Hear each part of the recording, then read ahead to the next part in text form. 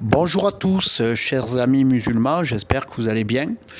Alors, dans cette vidéo, je vais donner 21 preuves que le prophète Mohammed n'est pas le consolateur, parce qu'au travers des échanges qu'on a entre chrétiens et musulmans, eh bien, certains musulmans vous affirmez que le prophète Mohammed, c'est le consolateur que Jésus a promis.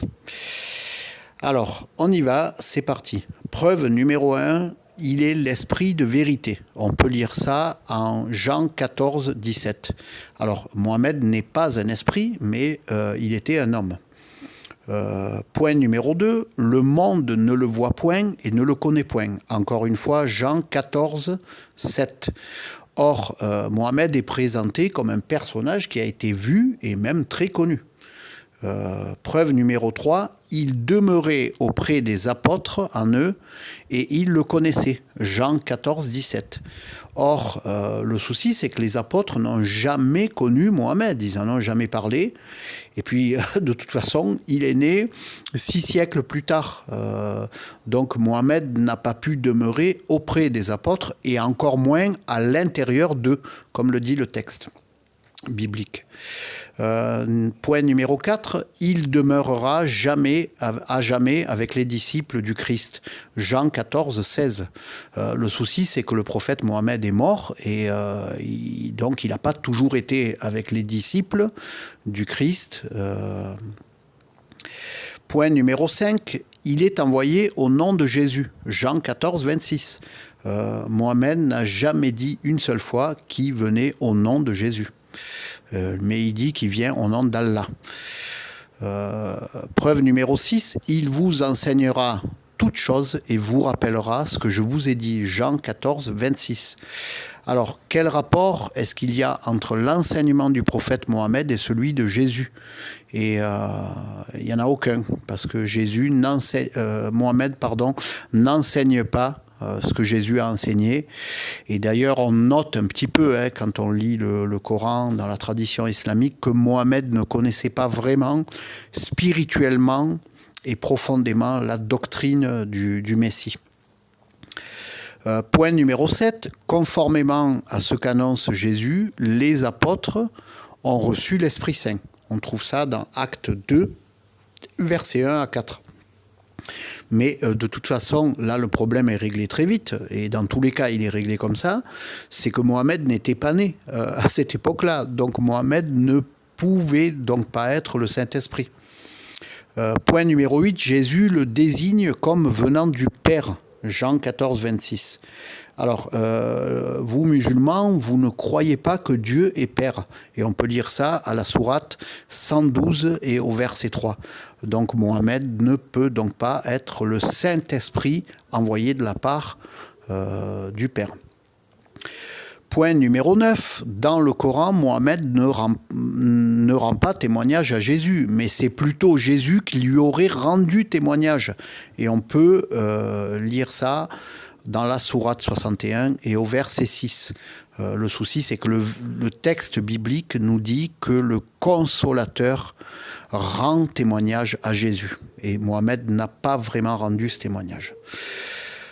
Point numéro 10, Jésus dit « Si je ne pars pas, le Saint-Esprit ne viendra pas à vous, mais si je pars, je vous l'enverrai. » On peut lire ça dans Jean 16 au verset 7. Est-ce que les musulmans croient que Mohammed est un esprit qui est envoyé par Jésus? Non, bien sûr, parce que Mohammed est un homme et il n'est donc pas le consolateur. Point 11, le Saint-Esprit montre que le péché est de ne pas croire en Jésus. Jean 16, verset 9. Mais les musulmans croient que le péché, c'est de ne pas croire en Mohammed. Point numéro 12, le Saint-Esprit vous introduira dans la vérité tout entière. Jean 16 au verset 13. Or, la vérité est la parole de Dieu, laquelle est Dieu lui-même. Hein. Ça, on peut le lire en Jean 1, verset 1, en Jean 17, verset 17. Mais comment Mohamed, qui n'est qu'un homme, aurait pu introduire dans la vérité tout entière ? Lui qui ne connaît pas toutes les révélations d'Allah. Et le fait qu'il ne connaisse pas toutes les révélations d'Allah, c'est écrit à la sourate 6 et au verset 50. Point numéro 13, il glorifiera Jésus, Jean 16, verset 14. Mais Mohamed nie sa divinité, ni son œuvre de salut accomplie à la croix, il nie sa mort et sa résurrection, et il se prétend le sceau des prophètes. Donc là, Mohamed n'a pas vraiment glorifié Jésus. Point 14, il dévoilera le bien de Jésus, qui est le même bien que le bien de Dieu. Jean 16, verset 15. Or, la mission de Mohamed n'a pas été de dévoiler le bien de Jésus. Donc, Mohamed n'est donc pas le consolateur. Preuve numéro 15. Lorsqu'on vous amènera pour vous faire comparaître, ne pensez point d'avance à ce que vous direz, mais dites ce qui vous sera donné à l'heure même, car ce n'est pas vous qui parlerez, mais l'Esprit Saint. On peut lire ça dans Marc 13 au verset 11. Est-ce que Mohamed est demeuré en tout temps avec tous les disciples à la fois? Et comment est-ce qu'il pourrait faire ça encore aujourd'hui? La réponse, c'est que c'est impossible. Donc Mohamed n'est pas le consolateur promis. Point numéro 16, les chrétiens n'ont jamais de la vie attendu un homme en lieu et place du Saint-Esprit.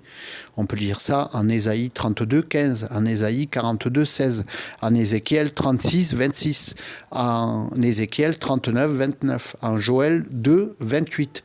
Comment est-ce que l'apôtre Pierre aurait-il pu promettre à chacun de ses auditeurs qui acceptent de se repentir de ses péchés le don du Saint-Esprit ? On peut lire ça en Acte de 38. S'il avait pensé à Mohamed qui n'était même pas né, ça n'a donc absolument aucun sens. Preuve numéro 17, dans 1 Corinthiens 12, versets 4 à 9, Paul cite les dons du Saint-Esprit. Est-ce que Mohamed donne les 30 dons de l'Esprit dont la Bible parle? Bien sûr que non. Mohamed n'est donc pas le consolateur. On a un point de plus qu'il dit. Point numéro 18, par l'action de l'Esprit Saint, les chrétiens sont devenus capables d'aimer Dieu, leur prochain, du même amour dont Jésus a aimé et aime encore.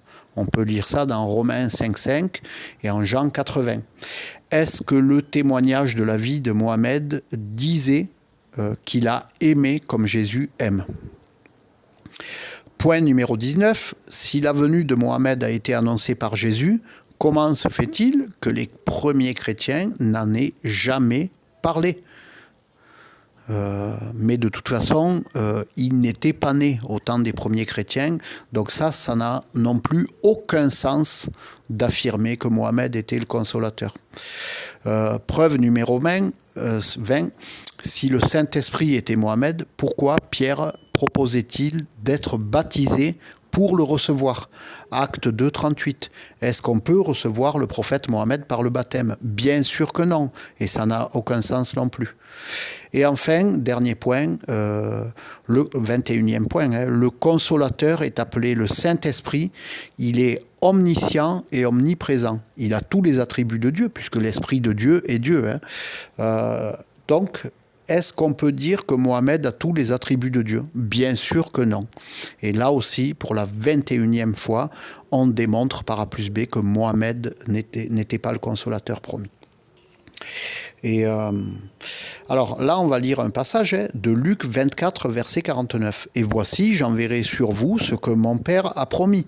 Mais vous restez dans la ville jusqu'à ce que vous soyez revêtus de la puissance d'en haut du Saint-Esprit. » Dans ce texte, Jésus demande aux apôtres de rester à Jérusalem pour attendre le Consolateur. Alors, chers amis musulmans, Mohamed serait donc venu à Jérusalem 579 ans avant sa naissance.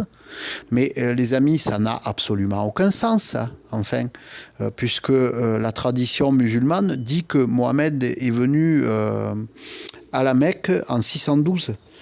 Si le consolateur est bien Mohamed, eh bien ça voudrait dire que les disciples l'auraient attendu plus de 500 ans. Alors ça n'a aucun sens non plus. Autre chose, Jésus parle d'une puissance qui vient d'en haut. Alors, moi je pose 3 questions par rapport à ces 3 affirmations.